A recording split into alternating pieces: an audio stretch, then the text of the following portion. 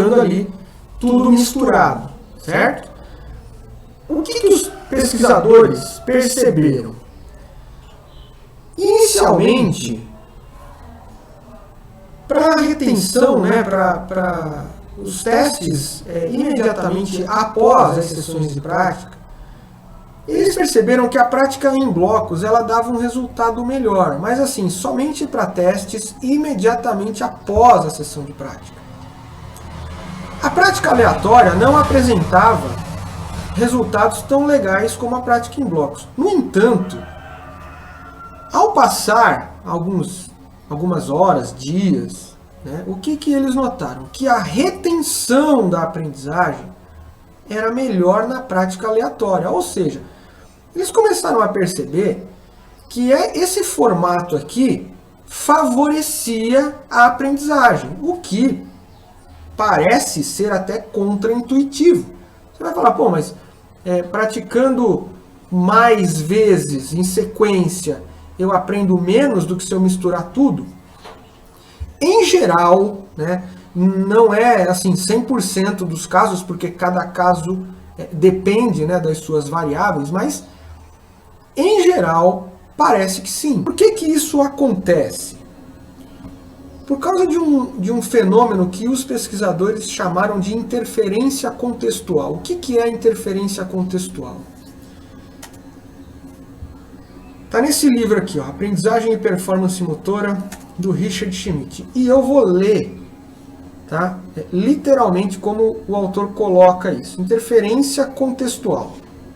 Interferência na performance e na aprendizagem que surge a partir do desempenho de uma tarefa no contexto de outras. A prática bloqueada, ou seja, a prática em blocos, tem baixa interferência contextual. E a prática aleatória tem alta interferência contextual. O que significa? Que quando você coloca as habilidades dentro de um mesmo contexto, elas interferem, né? Você faz uma, faz outra, faz uma terceira, então você tem que sair de uma e para outra, elas estão interferindo umas nas outras.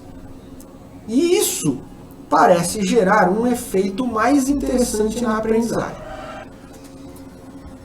Aí, a gente vai entender o que é esse efeito da interferência contextual. Olha que interessante. O achado de grupos de indivíduos que praticam sob interferência contextual alta não tem um bom desempenho em relação aos indivíduos de prática bloqueada durante a aquisição, mas tem performance superior aos indivíduos de prática bloqueada quando avaliados em testes de transferência ou retenção. Ou seja, quando você dá um tempo maior, tá, de dias, pode ser até semanas, né, você nota que naquele momento a prática em bloco apresentou melhores situações, mas ao longo do tempo, depois, né, de alguns dias, você nota que essa prática toda misturada, ela teve um efeito melhor. Tá? Aqui a gente não está dizendo que a gente vai abrir mão de uma e usar somente a outra. Eu só estou apresentando os conceitos para a gente chegar lá na frente e discutir onde que pode ser aplicado, tá, esse conceito aí, essas informações. Tudo certo, gente? Muita informação? Saúde a todos! Aí a gente vai ter aqui o conceito de prática constante e prática variada. A prática constante nada mais é do que a própria prática em blocos, né? Que os conceitos às vezes eles são meio redundantes. Eu mesmo não gosto de ficar me apegando tanto a essas palavras em forma literal. Porque você vai notar que prática constante e prática em bloco é a mesma coisa. A única diferença é que a prática constante você não vai fazer uma segunda ou terceira habilidade, você vai fazer uma só. Agora, a prática variada, ela sugere, né, que você vai trabalhar a mesma habilidade, só que com variações dela. Então, por exemplo, você vai treinar um chute. Então você vai fazer sempre o chute, porém serão diferentes versões, um chute mais longo, um chute mais curto, diferentes partes de contato do pé com a bola, por exemplo, né? Então você vai trabalhar diferentes versões da mesma habilidade. É comum que talvez você veja em alguns textos, alguns autores, utilizando prática variada se referindo à prática aleatória. Não tem problema, apenas uma preferência de uso dos termos. Tá? Particularmente, se apegar a termos, eu acho que não é o principal nesse momento. O importante é entender os diferentes efeitos, né, nos diferentes tipos de organização. Aí os caras resolveram se perguntar, né? Mas por que a prática aleatória... Tudo bem, a gente foi lá, testamos, observamos e vimos que a prática aleatória apresentou melhores resultados. Mas por quê? O que explica isso, né? Eles tentaram buscar explicações e testar essas explicações, né? Então lembra lá, quando a gente estudou hipótese, lembra o que é uma hipótese? Então, um pesquisador ele sugere, né, uma hipótese, ele formula uma hipótese. Eu acho que a prática aleatória é melhor por causa disso. E o outro pode formular uma outra hipótese. Eu acho que a prática aleatória funciona melhor por conta daquilo. E aí eles formularam duas das principais hipóteses, aí as principais são essas daqui. A hipótese da elaboração e a hipótese do esquecimento. Olha que interessante. No que se baseia a hipótese da elaboração?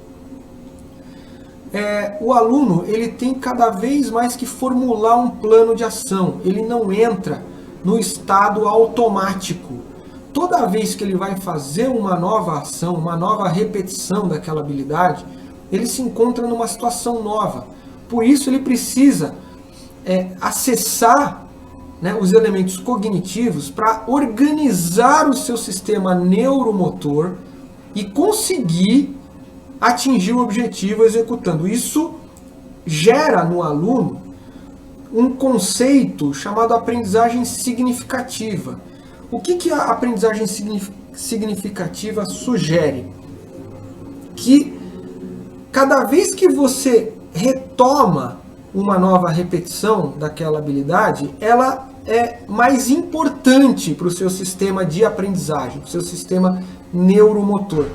Por quê?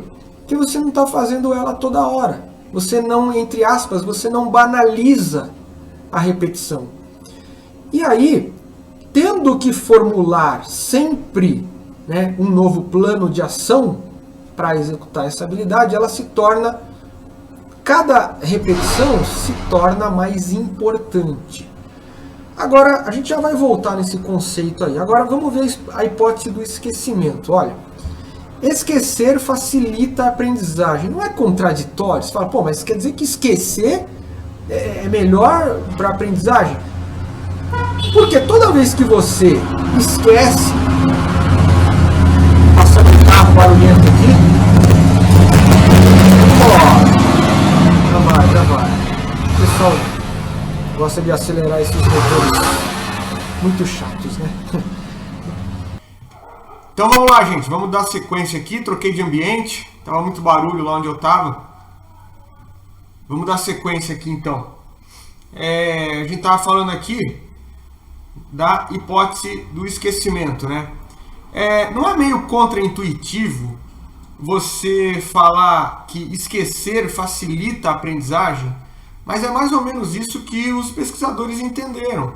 Por quê? Porque toda vez que você esquece, você tem que forçar um processo da memória de curto prazo. Então, é um jogo entre esquecer e lembrar, esquecer e relembrar, né? Esquecer e relembrar. Isso parece que facilita também os aspectos cognitivos para a aprendizagem, né? Melhora, né, a retenção da aprendizagem. Justamente porque trabalha, como você pode ver aqui, né, trabalha com a memória de curto prazo. Então, o esquecimento parece ser interessante, né, até que você consiga transferir essa nova informação motora para a memória de longo prazo. Tá bom? Então, basicamente, né, o que nós estamos discutindo aqui? Se essas teorias elas são concorrentes ou complementares.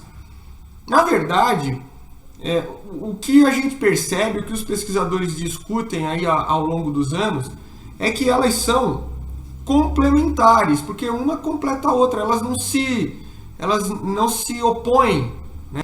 Por que essa questão de fazer uma atividade repetitiva, fazer uma atividade, né, blocos de repetições, não são tão interessantes? Veja, trabalhando aqui tanto com a hipótese da elaboração como com a hipótese do esquecimento. Se eu peço para você fazer uma conta de cabeça, na primeira vez que você faz essa conta, você vai ter um processo cognitivo para formular o cálculo, né? Se eu te fizer a pergunta pela segunda vez, a mesma conta, você vai responder de imediato, mas não mais porque você gerou um processo cognitivo, mas simplesmente porque você já chegou nesse processo, você já sabe a resposta. Então, a ideia é que se você faz a primeira pergunta, você tem um processo de cognição. A partir do momento em que eu te pergunto pela segunda,